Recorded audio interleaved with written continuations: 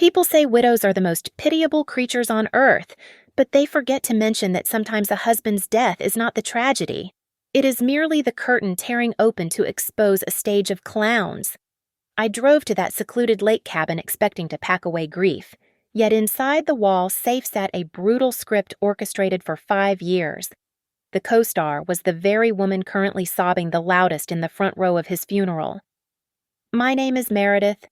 I am a 34-year-old landscape architect at Apex Strata, and I treat emotional outbursts like invasive weeds. I cut them off at the root, standing at the graveside of my husband, Richard. I felt less like a grieving widow and more like a spectator at a badly directed play. Richard had died doing exactly what he loved, which was optimizing his existence. A massive heart attack while jogging in his state-of-the-art gear. He left behind a legacy of clean code, an impeccable reputation as a tech entrepreneur, and a corpse that looked surprisingly fit in a coffin. The air was thick with the scent of lilies and expensive perfume, but the loudest sound was not the priest, but my cousin Jessica. At 28, Jessica was a yoga instructor who preached inner peace but practiced public hysteria. She was currently draped over the front pew, sobbing with a ferocity that suggested she had lost a husband, not a cousin-in-law. He was just so good to me, Jessica wailed, her voice cracking perfectly on the last word. My mother leaned into my shoulder, her grip on my arm painful. Meredith, look at poor Jessica. You need to go comfort her. You know you two are as close as sisters. She is heartbroken for you. I am fine, Mom, I whispered back, stiffening my spine. I was not fine, but not for the reasons they thought. I was exhausted. For the last 5 years of our marriage, Richard had spent 2 weekends a month away at what he called his monastic retreat. It was a cabin at Shadow Lake in Montana. He had always been adamant about the rules. It is for deep work and meditation. He used to tell me, his voice smooth and convincing. No technology, no distractions, and absolutely no guests. It is the only way I can decompress from the city. You understand. Right, I had understood. I was a supportive wife who respected boundaries. Now, standing over his grave, I realized those boundaries were made of reinforced concrete. The reality check arrived an hour later in the form of Richard's lawyer, Mr. Henderson. He pulled me aside near the buffet table. Meredith, we have a situation with the estate, Henderson said, looking uncomfortable. You are the sole heir. Naturally. However, the mortgage on the Shadow Lake cabin is significant, and it is 90 days past due. The bank is threatening foreclosure. We need to sell it immediately to cover the debts. I did not even know there was a mortgage on it, I said, my voice flat. I thought he bought it with his bonus 4 years ago. Apparently not. Henderson replied, I made the decision instantly. I would drive up there, clean out his personal effects, and stage the place for a quick sale. When I announced my plan to the family, Jessica stopped crying instantly. Her tear-stained face snapped toward me with alarming speed. I am coming with you, she declared, grabbing my hand with clammy fingers. You cannot go to that lonely place by yourself. Meredith, I will come. We can support each other. Richard would want me to be there for you. I looked at her. I saw the desperation in her eyes, which she tried to mask as concern. It made my skin crawl.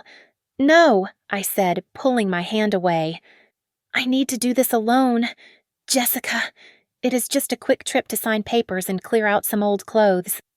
You stay here and help Mom with the thank you cards, but I really think I should go, she stammered, her lower lip trembling.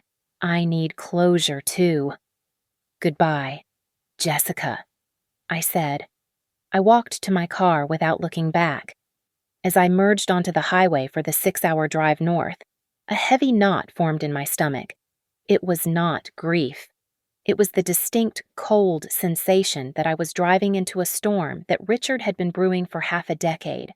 The drive to Shadow Lake took 6 hours, and with every mile, the landscape grew more hostile.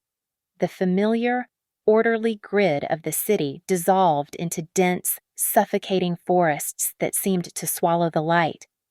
By the time I turned onto the gravel access road, the sun was dipping below the tree line, casting long, bruised shadows across the water. It was desolate. It was cold.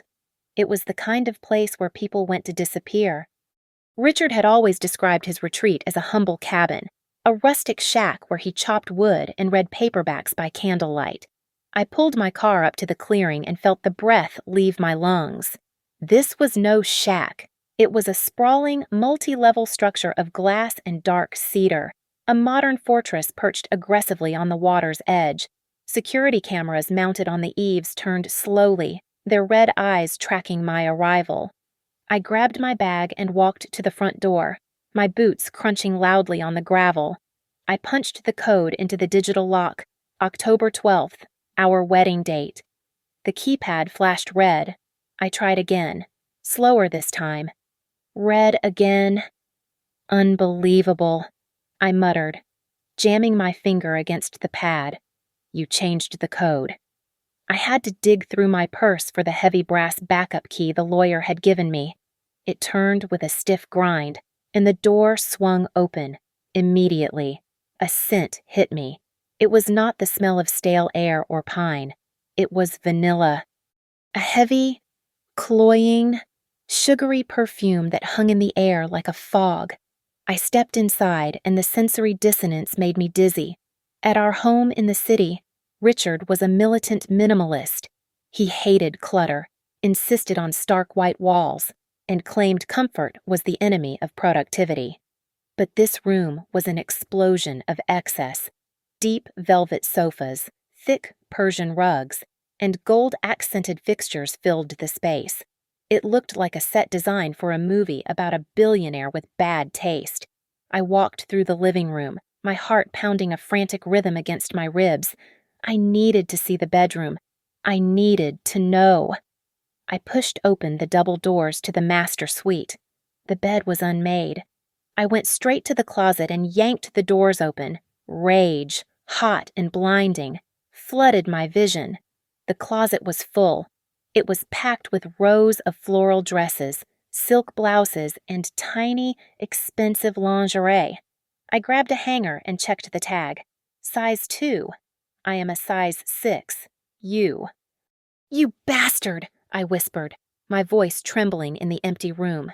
You lying, miserable bastard. I felt sick. The nausea was physical, a violent churning in my stomach. I wanted to find a lighter. I wanted to pile these clothes in the center of the room and burn this entire lie to the ground. I walked over to the mahogany desk near the window. There were framed photographs scattered across the surface. I picked one up. It was Richard, laughing on a boat, his arm around a woman. But the photo was framed so that her face was cut off. I picked up another, a shot of them from behind, walking on a pier. He had erased her identity, keeping her as a faceless trophy. I pulled out my phone, my fingers shaking so hard I could barely type. I called the local real estate agent whose number was in the file. "This is Meredith," I said when she answered, forcing my voice to be steady. "I am at the property. I want it listed, immediately. I do not care about the appraisal. Just get rid of it. I want to sell it as is." I hung up before she could ask questions. I could not spend more than a few days here. The air felt contaminated. That night, I locked the bedroom door and propped a chair under the handle. I lay on top of the covers, fully dressed, staring at the ceiling. The silence of the woods was heavy, pressing against the glass. I was drifting into a fitful sleep when I heard it, a sound. Thump, thump. My eyes snapped open. It was coming from below. The basement. Richard had told me the basement was just a damp, unfinished space for storing wine and old tools. But wine bottles do not move. Wine bottles do not pace back and forth in the middle of the night. I held my breath, listening to the house betray its dead master. Morning light did not cleanse the house of its secrets. It only illuminated the dust motes dancing in the stagnant air, driven by the unsettling sounds from the night before. I unlocked the door to the basement. Richard had always called this his wine cellar, a damp place for aging Cabernets. I descended the wooden stairs, my hand gripping the rail, prepared for cobwebs and darkness. Instead, my foot landed on plush, acoustic carpeting. The basement was not a cellar. It was a command center. Recessed lighting flickered on automatically as I stepped into the room. 3 large monitors lined a sleek, glass desk. A shredded paper bin sat in the corner, overflowing. The air hummed with the quiet whir of cooling fans. I walked to the desk. In the center sat a laptop, its power light pulsing a slow, rhythmic white. Richard had died in the middle of a jog, which meant he had likely just closed the lid of his computer, expecting to return in an hour. He never came back, but his digital ghost was still here, waiting. I lifted the lid. The screen glowed life, prompting me for a password. I tried our anniversary. Access denied. I tried his mother's birthday. Access denied. I stared at the blinking cursor, a cold intuition settling in my gut. My fingers hovered over the keys. I typed in the numbers for June 21st, Jessica's birthday. The screen unlocked immediately. A chill that had nothing to do with the basement temperature raced down my spine. I sat in his leather chair, the leather creaking under my weight, and clicked on his email client. It was already open. "Oh my God," I whispered, my hand flying to my mouth. You stole everything." I was not looking at a few illicit love letters. I was looking at a forensic accounting of my own destruction. There were hundreds of emails between Richard and Jessica, organized in folders labeled not with hearts, but with $signs. I opened a folder named Project Horizon. It was not a tech startup. It was a scheme to siphon money from our joint accounts and my personal retirement fund into a shell company. From there, the money was funneled directly into an account under Jessica's name. I read the dates. The first transfer happened 5 years ago. We had been married for only 1 year. They had been laughing at me almost the entire time. I clicked on a thread from last month. Jessica's email address, usually so professional on her yoga flyers, was spitting venom. "When are you going to leave her? Rich, I am tired of waiting. Meredith is getting old and she is so incredibly boring. Listening to her talk about urban planning makes me want to scream. I need that liquidity for the new studio. Transfer the funds." Richard's reply was short. "Soon, baby. Just be patient. The portfolio needs to mature before I cash out the rest. She suspects nothing." I felt like I had been punched in the throat. The cousin who braided my hair, who cried on my shoulder at the funeral, had been mocking my existence for half a decade. She called me boring while spending the money I earned from the very job she despised. I minimized the email window and saw a video file on the desktop titled Our Future. My mouse hovered over it. I could not bring myself to double-click. I was not ready to see them moving and breathing together. Not yet. Instead, I pulled open the top drawer of the desk. It slid out smoothly on oiled tracks. Inside, there was a single manila folder. I opened it. They were divorce papers. The document was fully drafted. My name was printed clearly at the top, Meredith Vance. The terms were brutal. He had structured it so that I would take on the debt of the city apartment while he kept the liquid assets, claiming they were premarital investments, which was a lie. He had signed his name at the bottom in that sharp, confident scrawl I used to admire. The only thing missing was my signature.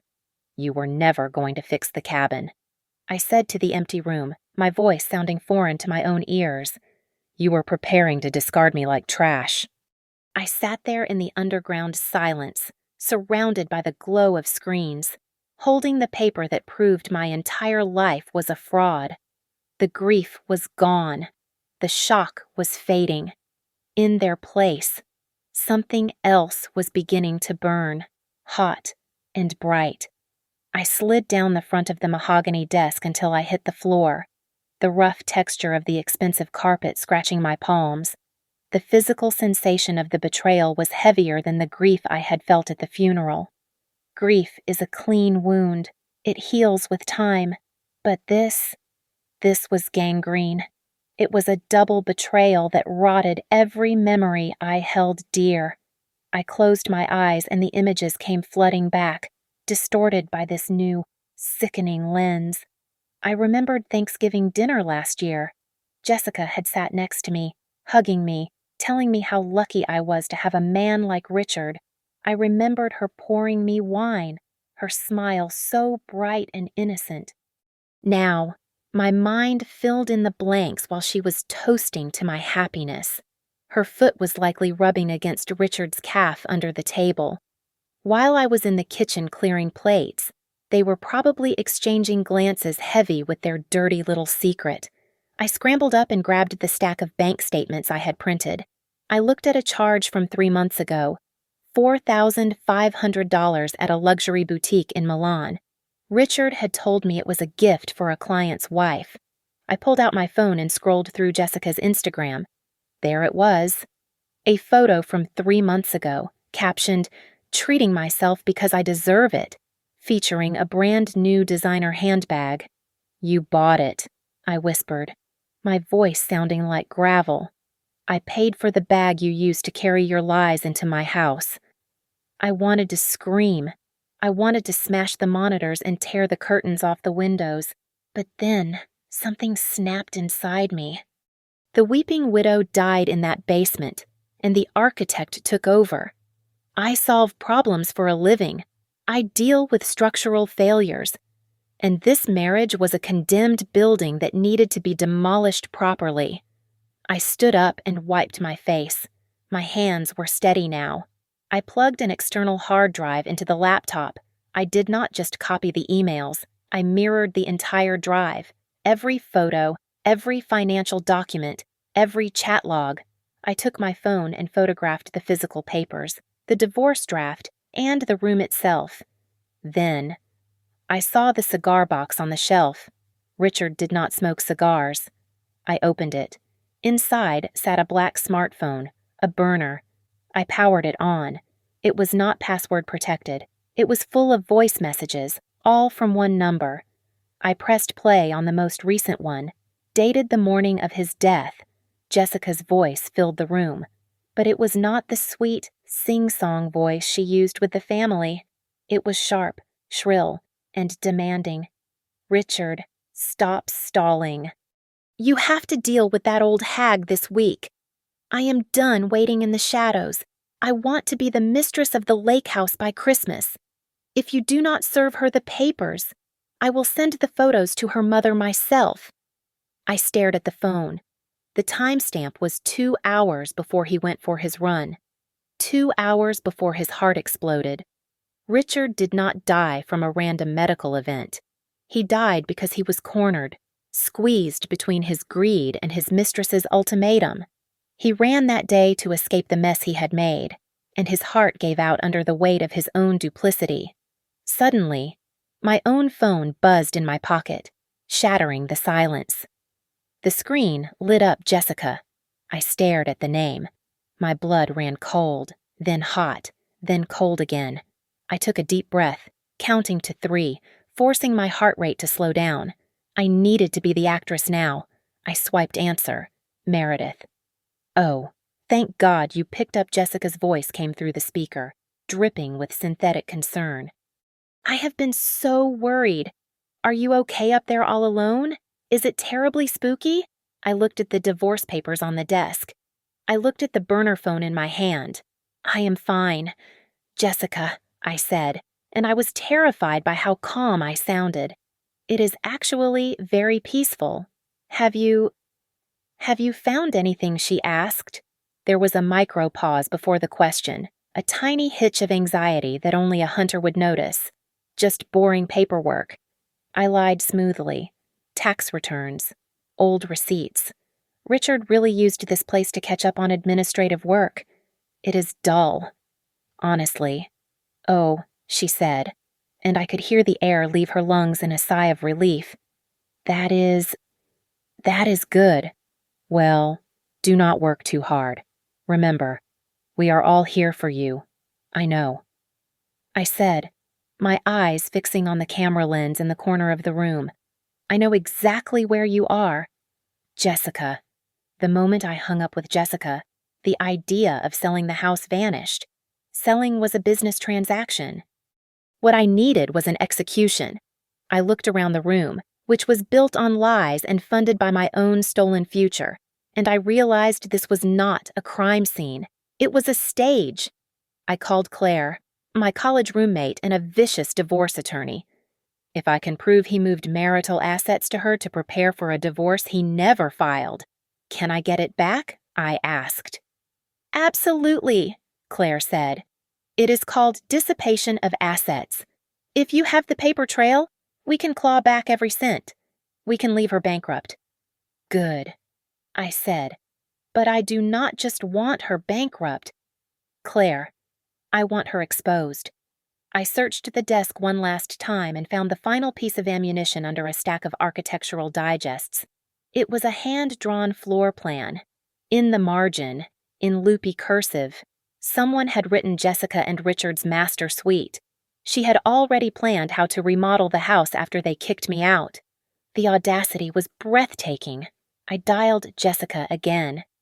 I made my voice sound thin and defeated, channeling the pathetic widow she wanted me to be. Jessica, I said, letting a long pause hang in the air. I have been thinking, I cannot keep this place. It is too painful. And honestly, I hate the woods. Richard always said you loved nature more than I did. I do? Jessica breathed, her voice trembling with anticipation. I really do. I want you to have it. I lied. I want to transfer the deed to you. Consider it a gift. Richard was so fond of you, and I think he would want this. Oh my God, Jessica shrieked. Meredith, are you serious? I do not know what to say.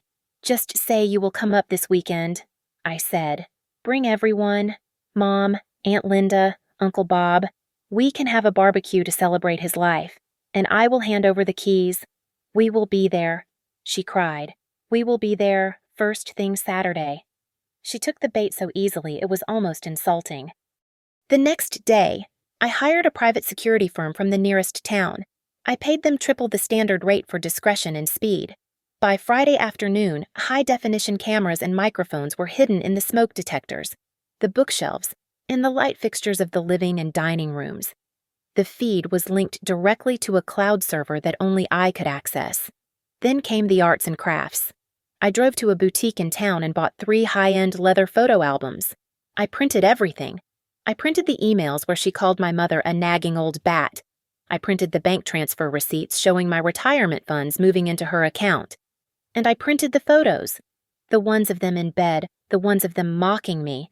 I arranged them artistically, interspersing the financial fraud with the carnal betrayal, creating a coffee table book of horrors. Finally, I staged the house. I cleaned, but I was careful not to be too thorough. I took a tube of her specific brand of lip gloss I found in the bathroom and left it on the mantel, just where a careless mistress might leave it. I left a pair of her sunglasses on the entryway table. Everything was ready. I sat on the deck, watching the sun set over the water, and waited for my guests to arrive for the slaughter. Saturday arrived with a cruel, bright sky. The silence of the forest was broken by the crunch of tires on gravel as 2 SUVs rolled into the driveway. My parents, Jessica's parents, and the guest of honor herself had arrived. I stood on the porch, wearing a simple black dress and a smile that felt like it was carved out of marble. Jessica was the first one out of the car. She did not look like a grieving cousin today.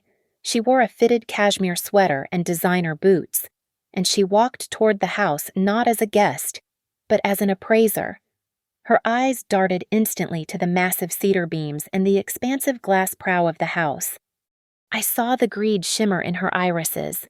It was naked and ugly. Oh, Meredith, my mother cried, rushing up the stairs to embrace me. You are so strong. Look at this place. It is beautiful. Richard. Surely Richard is smiling down, knowing you are sharing this with Jessica. I am sure he is watching us right now, I said, my voice smooth. We moved the party to the back deck overlooking the lake. I played the role of the gracious hostess perfectly. I flipped burgers on the massive stainless steel grill while my uncle poured drinks. Jessica hovered near me, her presence suffocating. So, Jessica whispered, leaning in close so the parents could not hear. Did you have the papers drawn up? The deed transfer relax? Jessica, I said, flipping a burger with precision. I have prepared a special inheritance ceremony for this evening. I want it to be official. I want everyone to witness my generosity. You are right, she said, her shoulders relaxing. That is sweet. You are sweet. Meredith.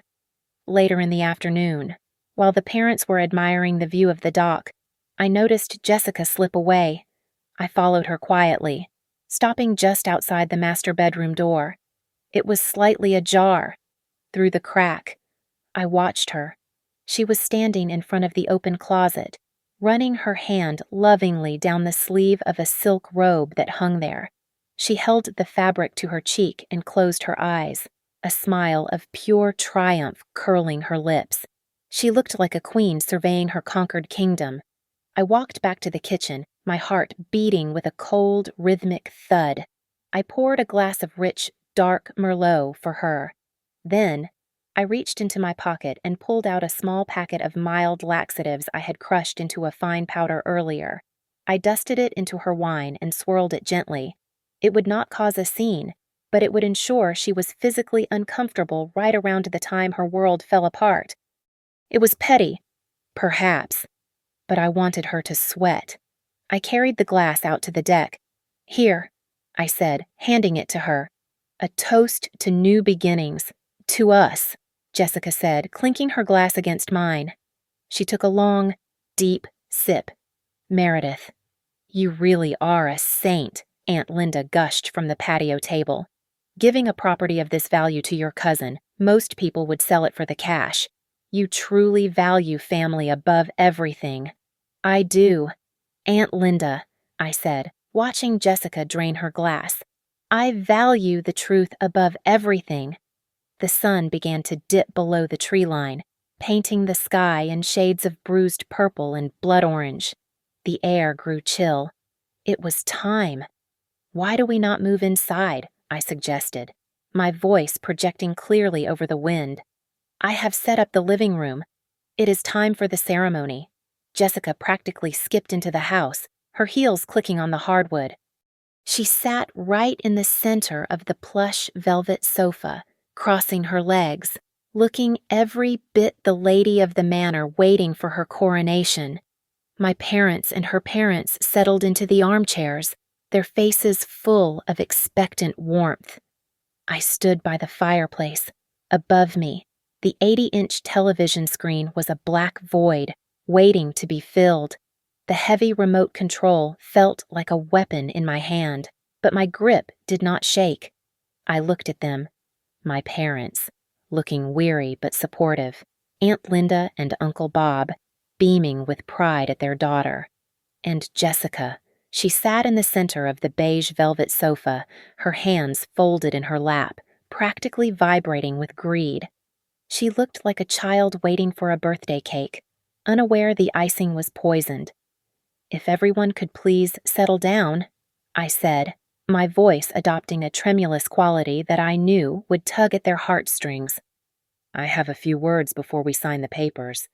The room went quiet. The only sound was the crackle of the logs behind me. We all knew Richard as a successful businessman, I continued, looking directly at Jessica. But he was also a man of secrets, a man of deep, complex passions, and he left behind a legacy that I truly believe needs to be fully understood before this house changes hands. Oh, Meredith, Aunt Linda sighed, wiping a tear. That is so beautiful. Jessica nodded eagerly. He loved this place. I will take such good care of it.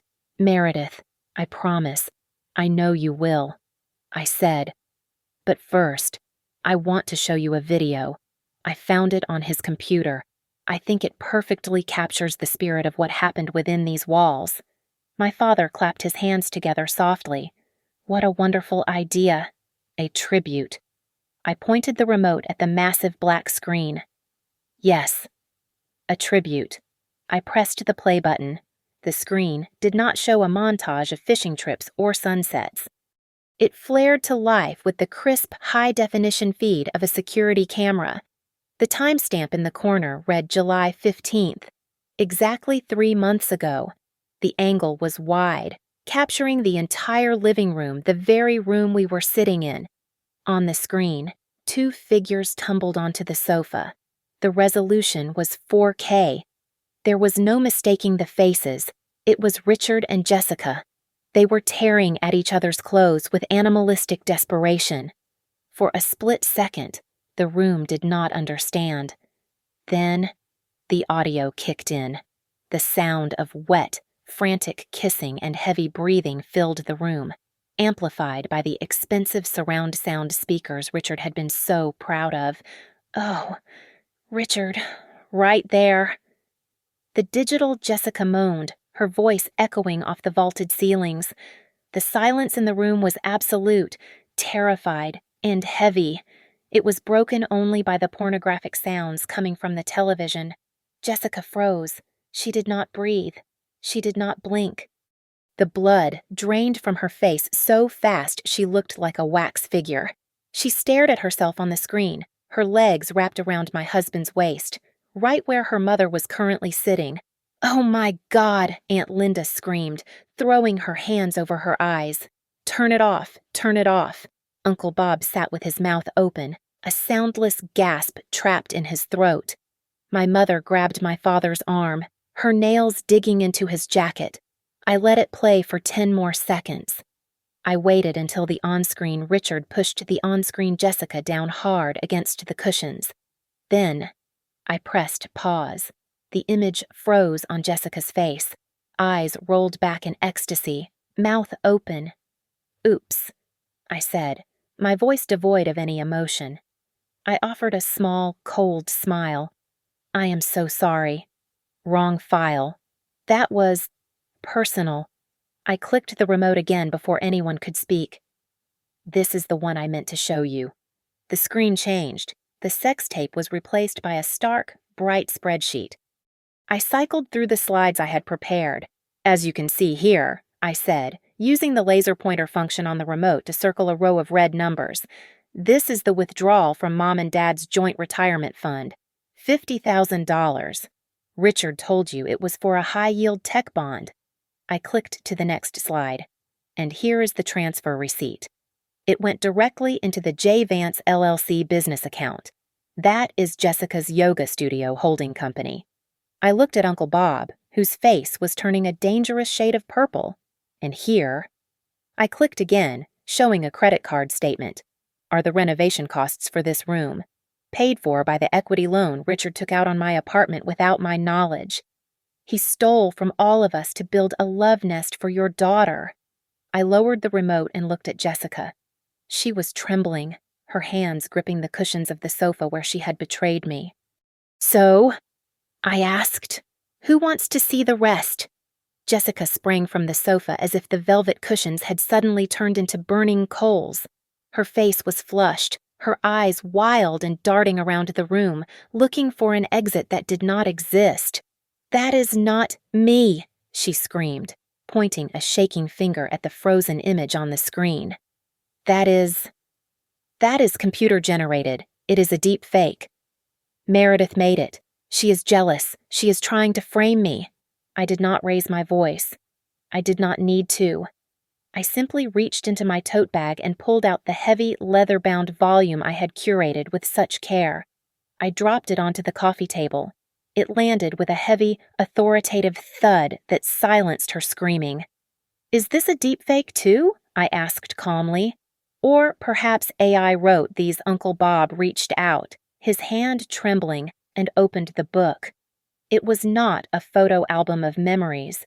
It was an encyclopedia of betrayal. He flipped past the bank statements to a page of printed text messages. "Read the highlighted one." "Uncle Bob," I said. "Read it out loud so your daughter can hear her own voice." He adjusted his glasses, his face turning the color of ash. He read the text message, his voice cracking with every word. He read, "That stupid Meredith still thinks I am the sweet little cousin. She has no idea I am spending her bonus on our hotel suite. God, she is so pathetic." My mother let out a sound that was half gasp, half sob.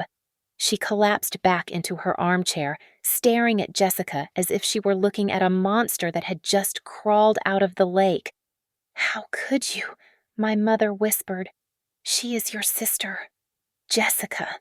In every way that matters, Jessica realized the denial was not working. The cornered animal instinct took over, and she stopped trembling. She straightened her spine, wiping the tears from her face, and her expression shifted from fear to pure, unfiltered malice. She turned on me. "Oh, stop playing the victim. Meredith," she spat. "You think you are so perfect. You were never a wife to him. You were a roommate who paid the bills. You were cold, distant, and obsessed with your career. I gave him what he needed. I made him feel like a man, not just an accessory to your success." She took a step toward me, her chin raised in defiance. "I made him happy," she yelled. "We were in love, and he built this house for me, not you. He wanted me here. So yes, I slept with him, and I deserve this house. It is mine by right of love." I stared at her for a moment, processing her delusion. Then, a laugh bubbled up in my throat. It started low, but quickly grew into a loud, echoing sound that bounced off the high timber ceilings. It was not a happy laugh. It was the sound of a judge delivering a death sentence. The room went silent again. They all looked at me, terrified. Yours, I wiped a tear of mirth from my eye. "Oh, Jessica, you really do not understand how real estate works. Do you?" I walked over to the fireplace and picked up the property deed I had brought with me. "Richard was a charming man, but he was bad with contracts," I said, holding the paper up. "I am the only name on the deed for this land. I bought this plot 6 years ago, before we were even married, with my own inheritance from my grandmother. The land is 100% mine." I took a step closer to her. "Richard only owns the house structure," I explained, my voice dropping to a whisper.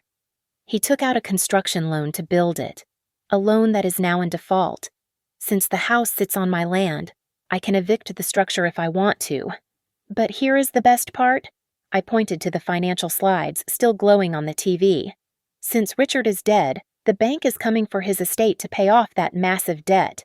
And since I have just proven that he illegally transferred his assets to you to hide them, guess who the bank is going to come after?" I smiled at her, watching the realization dawn in her eyes. "You do not own this house, Jessica. You own his debt, and the forensic accountants are going to claw back every single dollar he gave you to pay for it. You are not an heiress. You are the bag holder." I reached into my bag one last time. The room was silent, save for the crackling fire and Jessica's ragged breathing. I pulled out a blue folder, thinner than the others, but far more dangerous. It bore the logo of my employer, Apex Strata, stamped in silver foil. "You see, Jessica," I said, tapping the folder against my palm. "When I found out about the affair and the stolen money a few days ago, I did not just cry. I audited. Richard did not just drain our personal accounts. He used my credentials to siphon funds from my firm's escrow accounts, claiming them as consulting fees for his shell company." I opened the folder and held up a letter from the district attorney's office.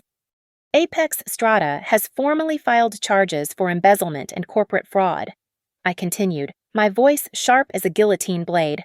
"The forensic team traced the flow of those stolen funds. They did not stay in Richard's company. They went directly into a savings account under the name Jessica Vance." Jessica's eyes bulged. She stopped breathing. "In the eyes of the law," I said, leaning in. That makes you an accomplice to money laundering and wire fraud. That is a federal crime. You are looking at 10 to 15 years in a federal prison. The fight went out of her instantly. Her legs gave way, and she collapsed onto the Persian rug.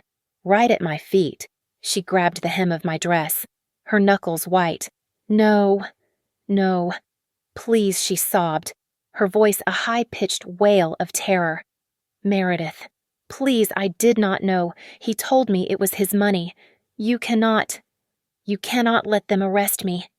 I am family. Please, I looked down at her. I felt nothing. No pity, no anger. Just cold detachment. I do not have a choice, I said. I raised my hand and pointed to the small, blinking red light of the motion sensor in the corner of the ceiling. You see that is not a smoke detector. It is a camera. And that one over there by the bookshelf, that is a microphone. Jessica froze, her mouth hanging open. She slowly turned her head to look at the devices. This entire evening, I said, including your confession about the relationship and your admission that you accepted his financial support, has been live-streamed to a secure server at my lawyer's office. The police already have the link. A sound of pure anguish erupted from the armchairs. My Uncle Bob stood up, his face gray. He looked at his daughter as if she were a stranger who had broken into his home.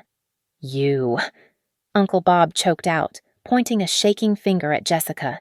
You slept with your cousin's husband, and you stole money. We raised you better than this, Dad. Please. Jessica whimpered, reaching out to him. Do not touch me, he snapped, recoiling. Do not you dare touch me. You are a disgrace. I cannot believe I defended you. Aunt Linda was sobbing into her hands, unable to even look at her daughter. Uncle Bob turned to me, his eyes wet with shame. Meredith, he said, his voice thick. I am so sorry. I had no idea. We had no idea. I know, I said softly. But she needs to leave. Now. I looked down at Jessica, who was still huddled on the floor. Get out of my house. I ordered. Jessica scrambled to her feet, wiping snot from her nose. She reached for her handbag, the designer purse I had identified earlier on her Instagram. Leave it, I said. She froze. What the bag? I said, and the coat, and the boots. You bought them with money Richard stole from me. They are evidence. You leave with the clothes on your back and nothing else. But it is freezing outside, she cried. Then run fast, I replied. Uncle Bob grabbed Jessica by the arm, his grip hard and unforgiving. He did not let her grab her things. He dragged her toward the door like an unruly child. She was wailing, begging, but he did not stop. The heavy oak door slammed shut behind them, cutting off her screams. I walked to the window. I watched as my uncle shoved Jessica into the back seat of his car. My parents followed them out, pausing to wave apologetically at me before getting into their own vehicle. I watched the taillights fade into the darkness of the forest, the red glow swallowed by the night. The house was quiet again. The only sound was the wind howling off the lake. I felt a hollow ache in my chest, a vast, empty space where my family used to be. But beneath it was the cool, steady hum of relief. The cancer was cut out. I turned back to the room. On the side table, Richard's framed photo smiled out at me, that perfect, confident smile that had fooled everyone. I walked over to it. Checkmate, I whispered. I knocked the frame over, leaving it face down on the mahogany surface. The silence that followed their departure was heavier than the timber beams holding up the roof. The house was finally empty, but the air still felt pressurized, charged with the static of ruined lives. I was alone, yet I did not feel solitary. I felt watched by the ghosts of what had happened here. I walked back to the wall safe in the study. There was one item left inside, something I had not shown the family, something I had saved for myself. It was a small black leather notebook, Richard's journal. He had always claimed he used it to draft code or sketch business ideas. But now I knew better. I took it to the fireplace, my hands feeling strangely numb. I opened it to the very last page. The date at the top was written in his sharp, angular scrawl, October 10th, the day he died. I expected to read a final confession of love for Jessica. I expected to read about his plans to leave me, to start a new life with his younger, fitter mistress. I braced myself for one last emotional blow, but as my eyes scanned the ink, the breath caught in my throat. The words were not romantic. They were frantic. Jessica is becoming too greedy. She is dangerous. She threatened to email Meredith the photos if I do not file the papers by Friday. She is going to blow the whole operation. I cannot let her destroy everything I have built. I cannot let her expose the embezzlement. She thinks we are going away for a romantic weekend. She has no idea. This trip will be the last time she sees the sun. A drowning accident. Sad, but necessary. I have to remove her to survive. The book slipped from my fingers and hit the floor. I stood there, trembling so violently that my teeth chattered. The truth washed over me like ice water. Richard was not planning to run away with Jessica. He was planning to murder her. He intended to kill her at this cabin to silence the only witness to his financial crimes, and then return to the city to play the grieving lover and the devoted husband to me. He wanted to wipe the slate clean. The realization made my knees buckle. The massive heart attack that killed him on his run was not just from physical exertion. It was the stress, the sheer, overwhelming physiological terror of a man working himself up to commit cold-blooded murder. His heart had exploded under the weight of his own evil. Jessica, that foolish, greedy girl, had no idea how close she had come to dying in these woods. She thought she had lost her soulmate, but in reality, she had been spared by a twist of biological fate. I looked at the fireplace, where the flames were still licking at the logs. I picked up the notebook with the tips of my fingers, as if it were radioactive waste. "Go to hell, Richard," I whispered. I tossed the book into the fire. I watched the leather cover curl and blacken. I watched the pages fan out, the ink of his dark intentions disappearing into smoke and ash. I stood there until the last corner turned to gray dust. The secret was gone. I pulled my phone from my pocket and dialed the real estate agent, the same one I had spoken to days ago. It was late, but she answered on the second ring. "This is Meredith Vance," I said, my voice steady and cold. "List the house. Now." "Oh, Mrs. Vance," she stammered. "We can discuss the appraisal on Monday, and no." I cut her off. "List it tonight. I do not care about the price. Sell it for half its value. Sell it for $1. I just want it gone. By tomorrow morning. I want this property to be someone else's problem." I hung up before she could argue. I grabbed my bag and walked to the front door. I did not look back at the velvet sofas, or the high ceilings, or the view of the dark, silent lake. I stepped out into the cold night air and closed the door firmly behind me. As I walked to my car, I felt lighter. The weight of the lies, the betrayal, and the horror was locked behind that door. I started the engine and drove away, leaving the ashes of a monstrous marriage in the rearview mirror. Thank you so much for listening to my story. It was a journey of pain, betrayal, and finally, liberation. I would love to know where you are tuning in from, so please comment below with your city or country so we can connect and share our thoughts. If you enjoyed this story and want to hear more, please subscribe to the Mia Revenge Stories channel, like this video, and smash that hype button to help this story reach even more people. Your support means the world to me.